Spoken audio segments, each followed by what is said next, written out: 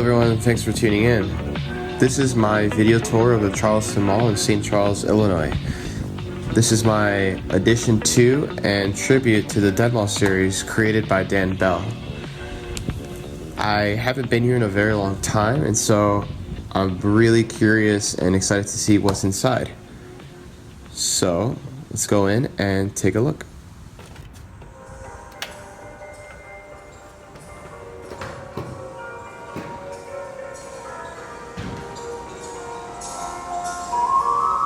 Okay, so now we are in one of the main entrances of the mall. Let's start off with some background information.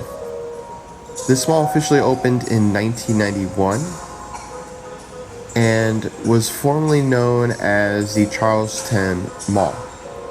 Now the property is known and officially named as the Quad St. Charles. However, to many people it's still known as Charlestowne, even with the signage outside still having the former name to it. This is a two-story shopping mall that is located on the far east side of the city of St. Charles. It includes two anchors currently, and those anchors are Von Maur and Carson Perry Scott. If you included the movie theater, then that would be considered the third, I think. One of the things that this mall was known for was the Italian-made double-deck carousel and the food court. Later on in this video, you'll see the exact location where it used to stand. It's not physically there anymore. Actually, it was taken down, unfortunately, a while back.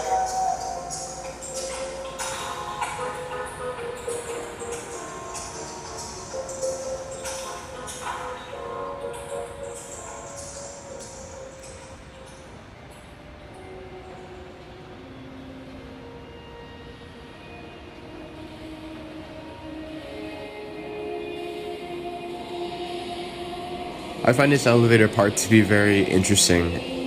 Just imagine somebody who is working on it and fixed the one on the right, which is moving, and halfway through realized that nobody comes to this mall, so they stopped working on it and left the one on the left to not be working at all. I don't know, there's just something kind of humorous about that.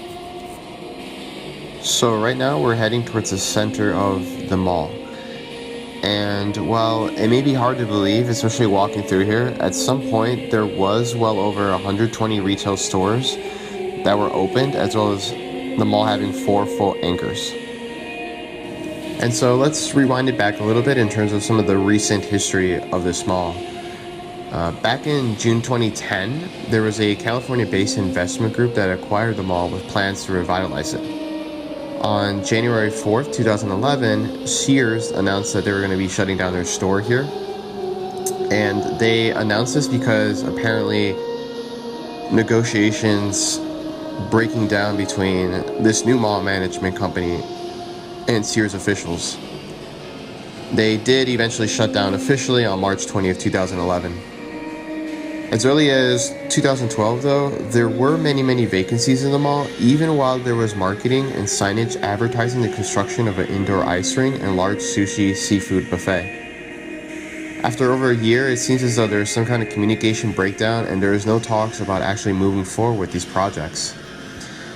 City officials had then stated a plan in 2012 to spend about $35,000 on a study to determine the best options for the mall site. This happening after 2 years of no contact with the mall's ownership, which to me seems so crazy. It's like, how do you not talk to someone for over 2 years regarding something major like this mall?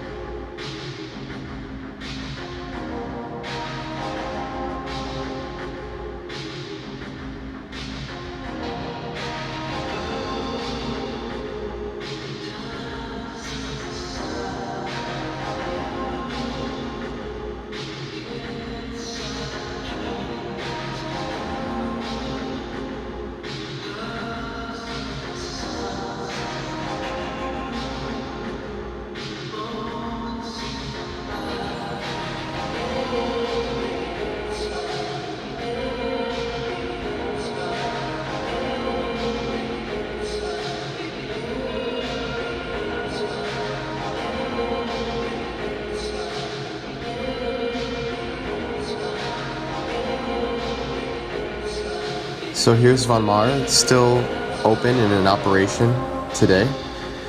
This place actually used to be JCPenney in 2001, but after JCPenney closed, a year later is when this location became Von Maur itself.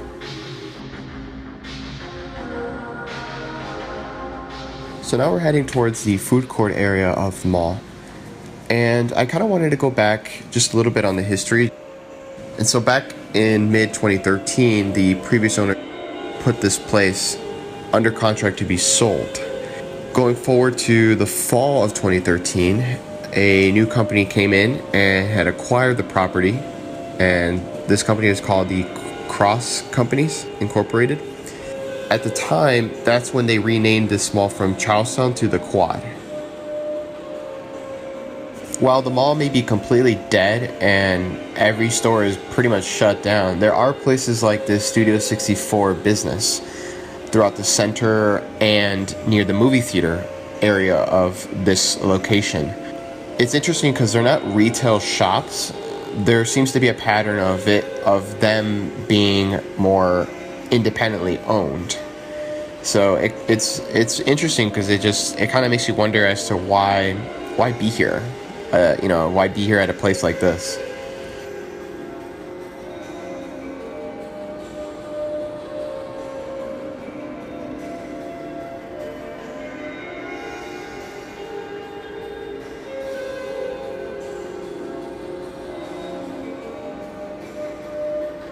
So this is the site of where the carousel used to stand. They actually got rid of it because in the new floor plans that were proposed for this place, it wouldn't fit in there. And so this carousel actually ended up being disassembled in May 2015.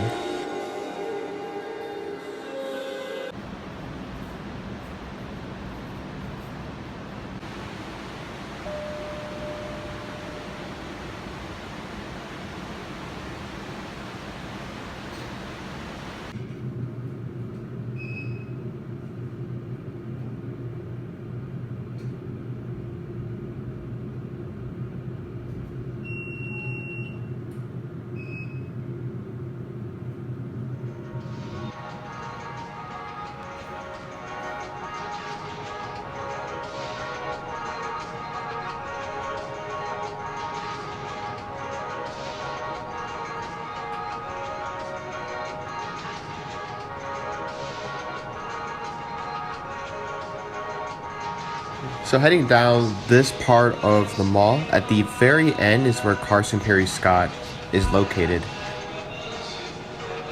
Again, this is a part of the mall where there are some like independent shops, and literally right straight ahead, right now, there's like an eyebrow threading place, and that's like the only little outdoor booth thing that exists inside the mall.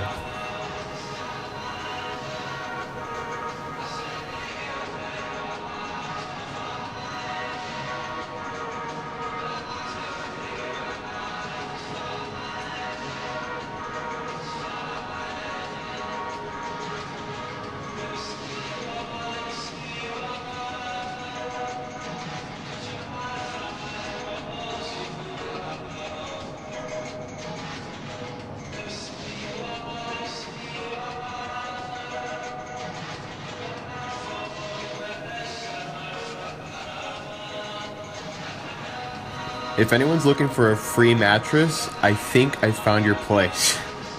I see there's like at least 7 of them in here, so,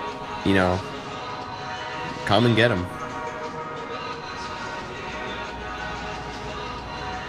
So I really thought about it while I'm walking around, and I think one of the solutions to revitalize the place is to incorporate more boutique stores and less perhaps big box retail stores. And I think that's going to have a major impact in terms of the redevelopment of this place. You have a dead mall when the Bath and Body Works is closed down. Like that's when you have issues is when the Bath and Body Works is closed down. And just looking into these stores, it really just makes you wonder the story behind them. you know, like who was here before and I guess what they're up to now. It's because a lot of times you see a lot of these empty spots, you can kind of peek in and you'll see a lot of just things left there, and I wonder if they're going to come back to pick it up or it's just they just abandoned it. And so it really makes you wonder, you know. So right now we're on the bottom floor, heading back to where we first started here. And as I walk through here, I'm just reminded of a time when it just used to be so busy here. And I think being here, it feels so small. And I think I just remember being younger and this place feeling so huge. And I guess that's what happens, I suppose, when you grow up, right? It's like you go back to a place when you were younger and all of a sudden it feels so tiny to me. You know, I do feel honestly that there's so much potential here to make this one of the greatest and best malls, I think, in this entire state, if not in the entire like Midwest region of the United States. I think while there's a lot of dead stores, I try to look at the positive and I see sort of a blank canvas that has so much potential. And so I hope that the ownership of this mall take the revitalization very seriously. Like I said, I feel like there's so much potential, and if you really just focus on the design aspect and creating an amazing experience, this could easily be one of the greatest malls in the entire region.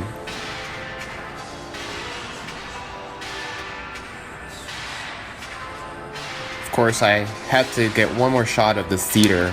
I really just love the overall look and the purple neon lights and just the overall aesthetic of the place. It's open, fully functioning, and people still come here to watch movies.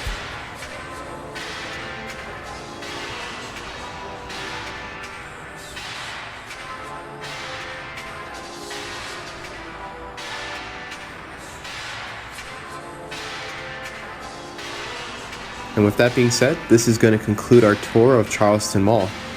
I want to thank you for watching this video, and I hope you enjoyed it as much as I did creating it. It was a really interesting experience, to say none the least, and definitely learned quite a bit from it. If you liked it, definitely share it, post it, subscribe, and hopefully in the future we'll make some more fun videos like this. And so until next time, see you later.